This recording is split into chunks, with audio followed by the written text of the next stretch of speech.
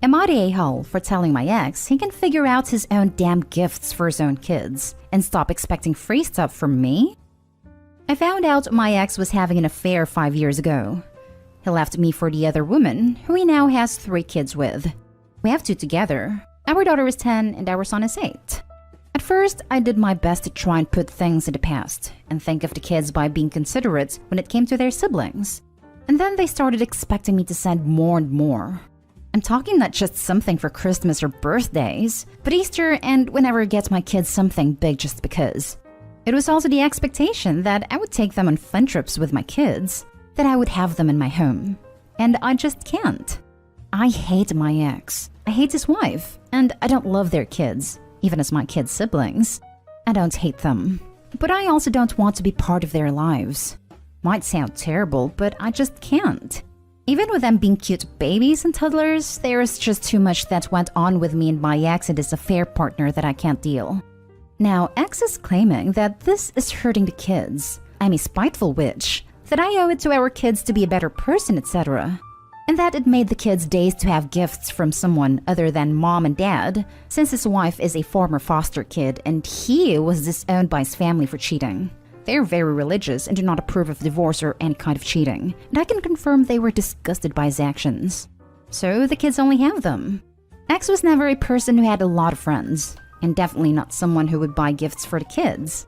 The kids never really got into buying the gifts, which could be due to X only having 1 weekend a month due to his work schedule. But yeah, I guess part of me does feel bad because of the kids. The other part of me just really resents being in this position and being taken advantage of by my ex and his wife. Am I the a-hole? Now for the top comments. Not the a-hole. Ironic that a man who had an affair and left you for the mistress is telling you to be the better person. Well, he knew he wasn't capable of being it. Not the a-hole. You do not owe your ex's kids gifts. Unfortunately, the expectation has already been set up with them, but they'll get over it. Don't let yourself be guilted. They definitely would. All his kids are under 5, so we'll probably forget eventually. I can still feel a bit guilty, but it's not a thing I want to keep doing forever. Not the a-hole. He thinks you owe it to the kids to be a better person? What does he owe to the kids then? Not the a-hole. What about not having a home-wrecking father? He owed that to his first kids. Not the a-hole. He is latched onto you like a leech. Salt won't work here, but he needs to get shut down hard. The cohesion of his family is his business, not yours. Good luck. He sounds very tiring, but you are absolutely right. Next story. Am I the a-hole for calling my bio dad a stranger? Long story, hope it makes sense. I, 27 female, spoke to my bio dad, 50s male, a while back, and he said he wanted me to have his last name. In the past, this man claimed my mother was a loose woman and that I wasn't his child. He would even tell me this when I was little and was visiting him. So I told him I didn't think I wanted to do that because of said history, and he made it off like it should be an honor, and that he's ready to claim me as his own. Fast forward, I get a call from his sister. She asked if I could go to court and tell a judge that my bio dad is my dad, so that it would be easier for him to get a green card. I said I'd only do it if he was going to bring my siblings over too, but I wanted to wait. Well, they moved on and tried to find another way to bring him into the country. Eventually, I spoke to his family about what happened and mentioned that he doesn't know me. He's never acknowledged my birthdays or helped my mother financially. She had to bust her bum to give me what I needed, and luckily, what I wanted. He'd only call, but with years between phone calls, visits only happened because my mom would save up to send me on vacation during school break to see her sister. And every chance I had to spend time with him, he would get drunk and just rant about how my mother is loose. I also mentioned that I tried to confront him about this, and how much pain it cost me, only for him to deny it ever happened. He might have been too drunk to remember. Anyways, once my rant was over, I topped it off with threatening to file for child support on my mother's behalf if I did help him get a green card. I said he's a stranger and has a big sense of entitlement. Well, his family didn't like that at all. They said I needed to forgive him and to let him into my life because he's my dad, and always will be. My siblings are very offended, and some of our cousins have been rude about it too. They're acting like I'm being disrespectful. I don't think I said it in a rude way, but with conviction. Am I the a-hole? Edit. This post has me shaking in my boots down memory lane. I should have clarified some things. He is currently sober, and his sister was going to cover all the expenses, including a lawyer. I'm not too sure what the process is, but I was told I could have helped the process to get a green card go a lot faster. He tried to find another way to get into the country, so I'm sure he can keep trying. I just needed time to process their request, and I only considered it for my siblings' sake. As for the child support, I felt like my mom would be entitled to some kind of compensation. I don't even know if I could file for it. She paid for a lot of medical bills insurance wouldn't cover when I was growing up. So shouldn't they try to help? She never asked anyone for a dime when I had a surgery. Never even shared about the financial pressure she was under until much later, and that made my heart hurt for her. I don't believe my mother is a loose woman. I think she chose to leave an unsafe/unhealthy situation. She became a citizen in another country, learned to write/read/speak another language, and became an independent woman who lived kinda comfortably. I also think this embarrassed them, so they slandered her. Most women stay no matter what in their town. And what makes me laugh is that my mother never spoke a word about him unless I had questions. Thank you. You guys helped me realize that this guilt isn't mine to bear, and gave me the confidence to start putting some boundaries up or cut them out. I'm more than happy to forgive them for being human. I just don't want them in my life, and that's okay. I decided that today, actually. Bless you all with whatever good vibes you believe in. Not today, Hull. Just sounds like they want to use you to get him a green card. Exactly this. And he'll disappear when you're not of use to him anymore. Until he needs a kidney. Not today, Hull. He is a stranger as he's not been father. End of story. I forget what comedian it is, so I can't give them credit or direct to a YouTube link, but he's got a bit about how if you refer to your dad as your bio dad and not just dad, it really tells you all you need to know about that relationship. Not today, Hull. If he hasn't acknowledged you over the years and suddenly wants you to have his last name, then he is the a-hole. Not today, Hull. Providing seed does not make someone a dad. You owe him nothing. Now for the next story. Am I the a-hole for telling my dad that I wouldn't need to use my magical child of divorce powers if he didn't F up in the first place? Some background. My female 17 mom and dad separated when I was 6, and he married to Maggie when I was 8. Since then, they've had 3 kids together who I absolutely adore. Even though we're only half siblings, they all tie for the #1 spot on my list of favorite people, and we're pretty close. Plus, my dad is currently going through his 3rd marriage as he was married once before my mom. My dad told me a few days ago that he and Maggie are getting divorced for reasons I'd rather not explicitly disclose, but in general, they're both at fault. He is currently staying at my grandparents' house. It has been for about 2 weeks, but my siblings think he's away on business. He really wants to see us, so he asked me to come down and I agreed. However, when he told them, they did not take it well. At all. And while I'm not really surprised at their reaction, from the way it was described to me, I don't think he really helped. From what I understand, Maggie and him sat them down. My dad appeared virtually, told them they were getting a divorce, refused to answer any questions as to why, except for them saying that they don't love each other anymore and they haven't for a while now. They told them that there was nothing more they could do for each other and that they were sick of trying. My siblings flipped out, and apparently haven't even been speaking with my stepmother since she told them. Now, when my dad told me this, he said that while he wanted to spend time with me this weekend, he needed me to patch up the kids and use my experience as a child of divorce. I told him I wasn't a therapist, and that while I'm more than happy to help, I can't promise that they're gonna want to talk to them because they have a right to be upset. He said that they were just overreacting, and that they're gonna have to grow up and get used to it because witching about it isn't going to change anything.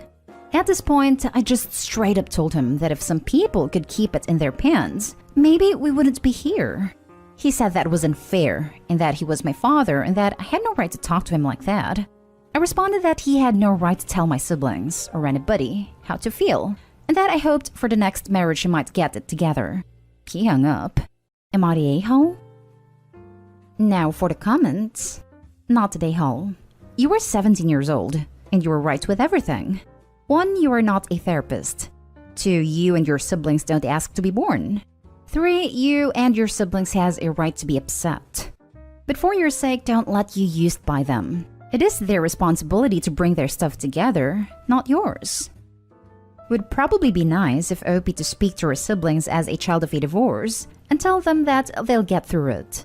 Everything else is on Opie's dad and Maggie. You'd think by now Opie's dad would be more practiced at divorce announcements. But hearing this too will pass and they'll survive, if worse for the wear, from someone they like, trust, and who isn't currently engaged in breaking that trust may be helpful to them.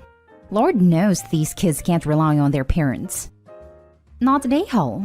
You're absolutely not your half-sibling's therapist, and your dad is asking you to handle them for him because otherwise, he'd have to address how he screwed up here and actually parent. Good on you for recognizing it and telling him no. Honestly, if this is his third time divorcing, you would think he'd have learned what not to do by now. Nah, he just figures the next one will be pliant and submissive enough to do whatever he wants. Not a day-hole, by the way. Not a day-hole. I wish I could buy you a beer for such an epic response. Not a day-hole. It's his and Maggie's responsibility to arrange for therapy for the kids, not to guilt you into playing that role instead. Divorce can have a huge impact on younger kids, and it sounds like he's taking this far more lightly than his kids are. Calling Dad out may have been unnecessary, but Dad was being completely unreasonable and sounds like he could use the wake-up call. That being said, your dad's hostility on the matter, if unusual, could be a sign that he feels a reasonable amount of guilt for what his kids are going through. If so, he's coming from a place of many emotions and may not be at his most reasonable right now. Nonetheless, asking you to do the job of a trained mental health professional is inappropriate, and you were right to decline. Now, for the last story, am I the a-hole for telling my grown son why he didn't grow up with his father's surname? I, 44 female, was in a toxic relationship. My ex, Joe, 49 male, met me when I was 15, and we started dating when I was 18. My mom was against the relationship, and I moved in with him at 19, because I thought that since mom was never married, she didn't know what she was talking about. I won't go into more details, but eventually I wised up, reconciled with my mom, and moved away. Not that Joe made it easy. I later met my other ex, Eric, 45 male, and I told him about Joe, and said that he might reach out to him. I warned him that Joe was a liar and just a terrible person. Fast forward to me being 7 months pregnant with our son AJ, 20 male. This was my first pregnancy, and I was very nervous because it wasn't planned. I was worried that Eric would leave me after the baby was born, and constantly ask him to reassure me that no matter what happened, he'd still be here. Eric always did until one day he didn't, and I started noticing that he was becoming distant. Eventually, he told me that Joe reached out to him and showed him pictures of him engaging in adult acts with a woman, and said that it was me and that he was my baby's father. You can't identify who the woman is, so Eric brushed it off at first, but then he thought about how I was always getting him to promise me that no matter what happened, he would never leave me, and now he had doubt. I told him the reasons why I needed to hear him say it'd stay, reminded him how crazy Joe was, and even got others to back up my story, and told him that I don't even want to talk to Joe, let alone be near him. Eric said that he understood, but to ease his mind, he wanted a DNA test. I was upset and very insulted, and asked what or if I ever did anything to make him believe that I was a cheater. Eric admitted that I never gave him a reason, so I said that there would be no test. We got into a fight, and Eric said that he refused to sign the birth certificate until a DNA test was done. I was hurt and moved out. I didn't talk to him and gave birth with my mom by my side. We took the test, and Eric was the father. He tried to apologize, but I didn't want to hear it. I would never deny access to our son, but I felt like he wasn't reliable, so I gave our son my surname so that in case Eric left him, then my son wouldn't have to deal with his own name being a reminder of the father who might abandon him. Now that AJ is a legal adult, he said he was interested in taking Eric's surname, and I was fine with that. But he asked me why he never had his dad's name in the first place. It wasn't the first time he asked, but I always brushed it off before. However, now that he was an adult, I told him the truth. AJ confronted his dad, and now he's not speaking to him at the moment. I didn't intend to cause a rift, and felt like my son would be bothered by it because it was more about us than him. Am I the a-hole? Edited to add. Keep seeing it, so I'm going to say it here and instead of each comment. 1. Yes, I told AJ the whole truth and didn't twist details in my favor. I told him that his father had doubts after seeing pictures. I felt hurt and wasn't sure if I could trust his father to stick around. I admitted to him that it was mostly issues I had, but was also hurt that Eric would trust someone who hurt me instead of me, despite admitting that I never gave him a reason to not trust me. 2. After my son was born, I developed postpartum and I got therapy not too long after giving birth, and have worked out a lot of my issues now that I'm a more mature adult. 3. Yes, despite my fears, Eric did stick around. And up until now, AJ and him have had a great relationship, which is why I feel guilt now. 4. I refused to hyphenate because, again, I thought Eric would leave and didn't want his name attached to our son if he did. 5. No, Eric never pushed to change the name, probably because he felt too ashamed after the test confirmed that I was telling the truth, but his side of the family would bring it up a couple of times. Not Dayhall. He's a grown man. He's old enough to know the truth. Not Dayhall. You were not married to Eric, and you never knew what kind of father he would turn out to be. You knew you were going to be a constant in your son's life, and it was in his and your best interest to give him your last name. Too many women give their children, who were born out of wedlock, no judgment, the last name of the father and then are tied, by name, to a man who doesn't participate in raising them. And that's what I was worried about. I've seen both sides of the situation for people growing up without their fathers, and those who didn't have their surname seemed to have an easier time than the ones who did.